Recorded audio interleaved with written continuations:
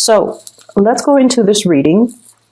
I'm seeing for some of you, there is a sense of guilt here, okay? And based on the spread, I'm gonna draw on the feelings, because I'm not going to, go through the cards, but I'll just point out the stuff that matters. That way I don't lose track of the feelings that are coming through. Because I kept mentioning for you guys for the past few months, you have been hiding and bottling in your emotions. Okay? And it's almost like you're distracting yourself with other things in order to not feel something. And then I also feel like you're blocking people out that really care about you. You're inadvertently as well blocking, or even, purposely blocking out people that you feel things for. And so when we talk about the spread, I don't feel like it's meaningful to talk about the cards and the energies. I feel like I just have to go off my gut instincts on this. I do see a little bit of guilt here. And I feel like you're looking at the past over a situation where there was a considerable amount of guilt. And I feel like for some of you, this is like the guilty feeling. You might be in a relationship and you feel something for somebody outside of the relationship. That comes up. You could also be feeling guilty, like, oh, I'm not sharing the responsibilities with my partner, or I'm not sharing the brunt of the work. I'm not doing the necessary work that is required of me. Hence, there is some sense of guilt. Okay, let me, buckle down. Let me ask them what they need. Let me see how I can offer my services or my time or my energy or my resources to balance this situation out. So some of you have been feeling sort of like, I haven't been focusing on what people need me. I've just been so absorbed in my own things that I am now realizing I'm neglecting the things that matter to me. And so let me just, snap out of my little reverie and just put in my work. I feel like for some of you, it took the absence of another person in order for you to start to kind of like snap out of it and kind of look around and just, be awakened to the fact that you might not have done the work in some areas of your life that is necessary. Okay. For some of you, I feel like, you have been, you have a relationship. There are parenting situations that need to be worked out, or, the parent, the roles of parenting. Who's picking up the kids? Who's cooking dinner today? Who's dropping them off? Who's taking them to the ballet recital? There has been some type of a tug of war between, you and your partner regarding parenting. And now it's sort of like, okay, we need to step in. We need to work together. We need to, you do this, I do that, and then get the situation sorted out. Okay. And then I also feel you're interested. You're very, very much enamored and just in love with somebody. I feel like this is somebody that is so in love with animals. Saw a lot of animals. It's somebody that, is very gentle, very cuddly. Somebody who's very innocent. They have this really, really innocent, pure, playful energy about them.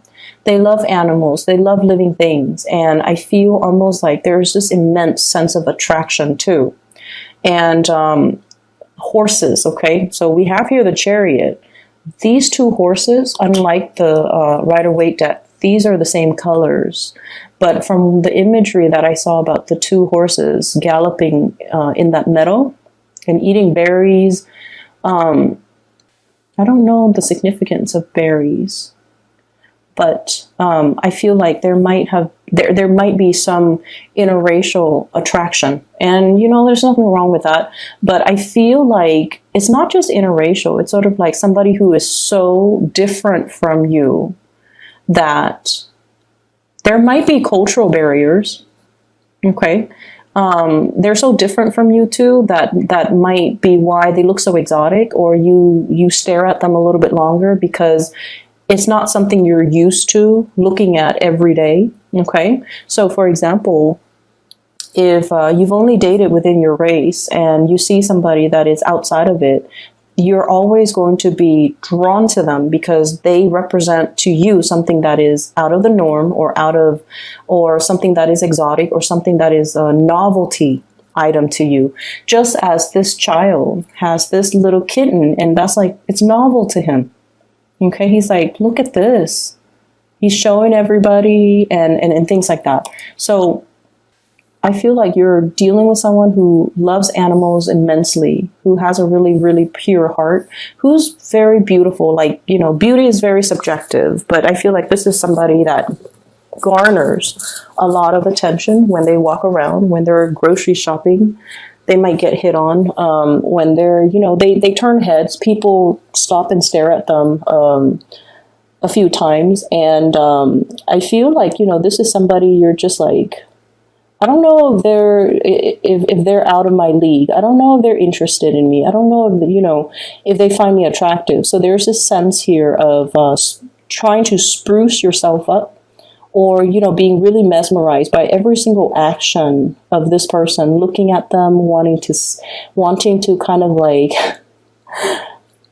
wanting to, what is the right word? How do I put this, you know, in a clean way? Like, trying to absorb everything that you see and, you know, tucking it away in the back of your mind so that when you're alone, you can draw it back out and kind of relive that moment when you're with them.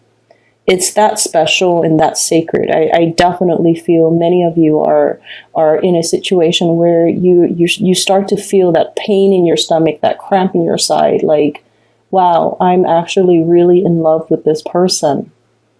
And that's really beautiful. So I feel like, you know, if you're coming to awareness about this situation, you kind of have to tell the other person how you feel, okay? So don't try to bottle things up. Don't try to push it aside, because the stomach cramps and the pain will exacerbate. So let your feelings be known, express them, because I definitely feel reciprocity. I definitely feel that. We have here the Two of Pentacles and the Two of Cups. And I feel like, you know, whatever is felt from your end with the Pentacle suit is also felt from their end with the Cup suit. So I feel like, you know, this, you're in good hands, okay? So going back to that, is it first or second? Well, both of them. The man in the pool, in the floating thing, he's content with his little drink. And then the butterfly landing on that flower, it's a complementary, symbiotic, complementary, reciprocal. And I feel like it just feels right. That's what it feels like to me. It just feels right. It's like being warm, being comforted, finding something really beautiful, finding somebody really attractive, and just everything just feels right. It's like you're not only a good fit, you're very different from one another, but you fit and mesh really well together. And so it just feels right. But I do definitely feel there might be third parties, you know, there might be third parties' energies here. I feel that because with this Nine of Swords, I usually associate it as guilt. Like, it wasn't me, I didn't do it. You know, it's that guilt, that preemptive guilt that makes you say, oh, it wasn't me. It wasn't me. Okay, you're wrong. So I feel like some of you could be in a relationship and you're lusting after another person, and that's why you hold everything so tightly in, and you keep everything so tightly wound up. And that is why, you know, you steal glances at the other person. You don't say anything because you're in a relationship, or they could be in a relationship, and you both are aware of each other's relationship status. So you look at them, and then you kind of, you know, swirl that information, the sight of them, the smell of them, the sound of their laughter. You swirl it away in the back of your mind so that you can retrieve it later. It just feels to me like you have a love or an attract. It's not just an attraction. You have this love towards somebody, and this love, you hold it in such a sacred place. That's what it feels like to me. Everything is very delicate. Everything is very fragile.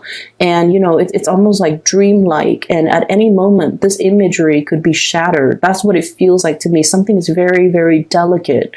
It's like teetering. Is it teetering on the brink? Like you can't push it too hard. You don't want it to tip over. You can't poke at it too much. You can't, let yourself enjoy the moment because you feel like the other shoe's going to drop.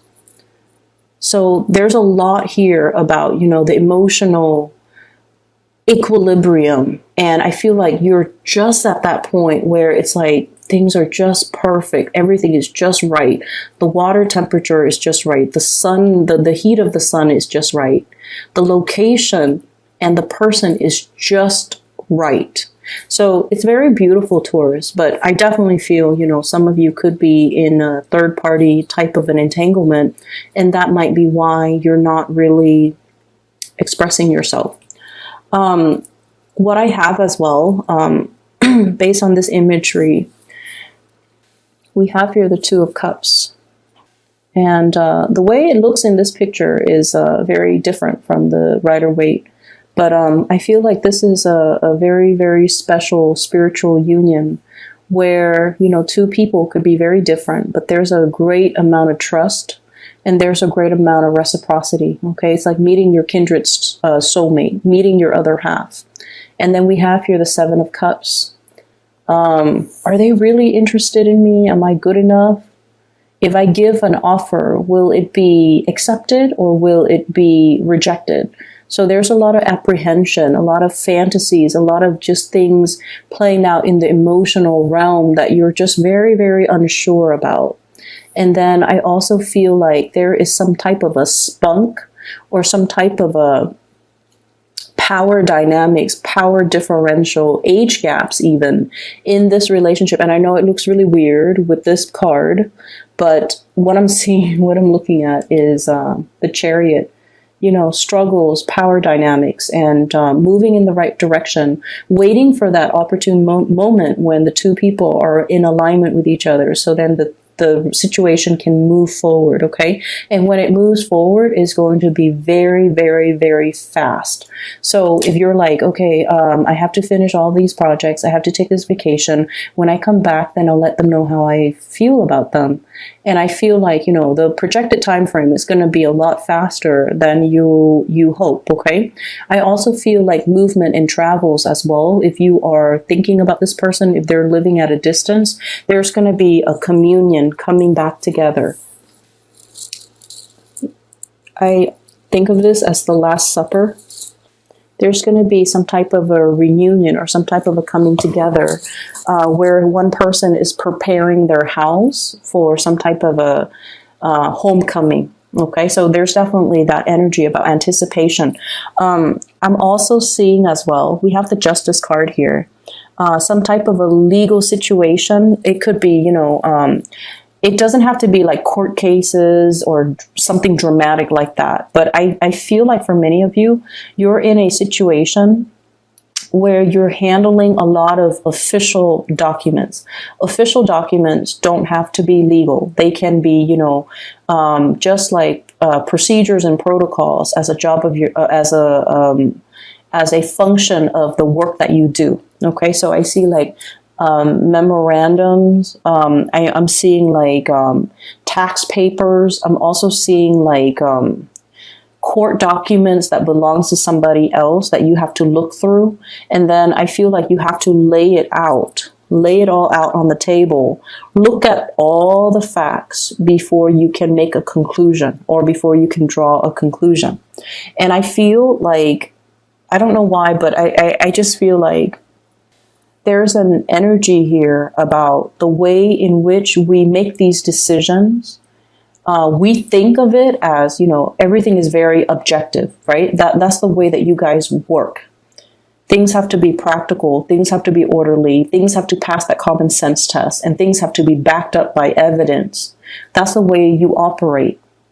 But I feel like in this situation, they're mentioning here the the mirror, okay, the mirror. And it's sort of like past, present, future with this card, where it's almost like, as much as we try to be very, very objective when we make decisions, our worldview is greatly shaped by our past experiences, our culture, our religious upbringing, our belief system, our childhood even.